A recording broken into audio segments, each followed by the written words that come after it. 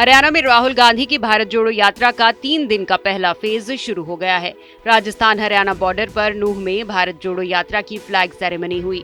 राजस्थान के सीएम अशोक गहलोत की अगुवाई में हरियाणा कांग्रेस के अध्यक्ष उदय भान और भूपेंद्र हुड्डा को फ्लैग सौंपा गया। यहाँ पब्लिक मीटिंग के बाद राहुल गांधी ने समर्थकों के साथ पैदल चलना शुरू किया। सुबह के वक्त हरियाणा में घनी धुंध छाई है। इसी बीच यात्रा 12 किलोमीटर आगे बढ़ते हुए फिरोजपुर झिरका पहुंची।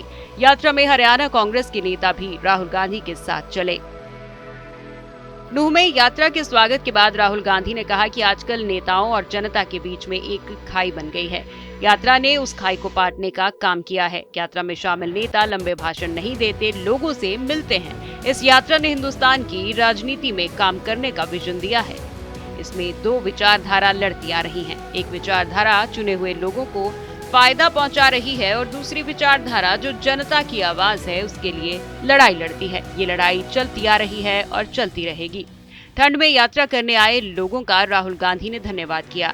तपस्वी कहे जाने पर राहुल ने कहा कि मैं देश का तपस्वी नहीं हूँ। इस देश में मेरे से बड़े करोड़ों तपस्वी सुबह 4 बजे उठकर खेतों में काम करते हैं।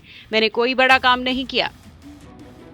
हरियाणा में यात्रा के पहले दिन राहुल गांधी ने अपना भाषण 2 बड़े मुद्दों पर फोकस किया। पहला बेरोजगारी और दूसरा महंगाई।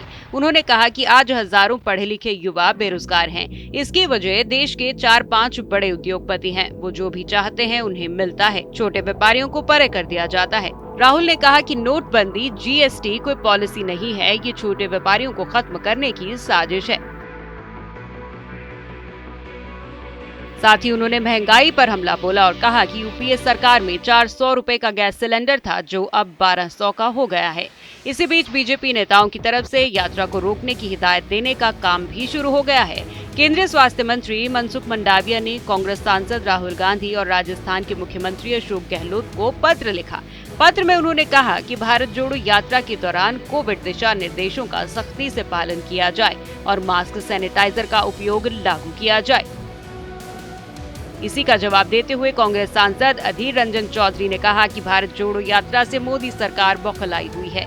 आम लोगों का ध्यान भटकाने के लिए भाजपा तरह तरह के सवाल उठा रही है। क्या गुजरात चुनाव में पीएम मोदी मास्क लगाकर सारे प्रोटोकॉल मानते हुए घर घर गए थे? जोड़ो यात्रा में भारत जोड़ो यात्रा के चलते मोदी सरकार खुद बौखलाए हुए हैं। आप भारत जोड़ो यात्रा के असर खुद देख रहे हो कि महाराष्ट्र में बीजेपी नस्तनाबूद हो चुके हैं, सुपड़ा साफ होने जा रहे हैं बीजेपी। तो ये डर के मारे ये आम लोगों की निगाह भटकाने के लिए बौखलाए हुए बीजेपी पार्टी ये तरह तरह की सारे सवाल उठा रहे हैं। बीजेपी पार्टी को ये कहना चाहता हूँ, गुजरात में जब चुनाव हुई थी मोदी जी घर घर गए थे, क्या मास्क लगा, क्या लोगों को सारे प्रोटोकॉल मानते हुए गए थे? राहुल की यात्रा हरियाणा में पहले पड़ाव में 3 दिन तक रहने वाली है। राहुल इस दौरान अपने भाषण में क्या क्या कहेंगे, इस पर सबकी नजर रहेगी।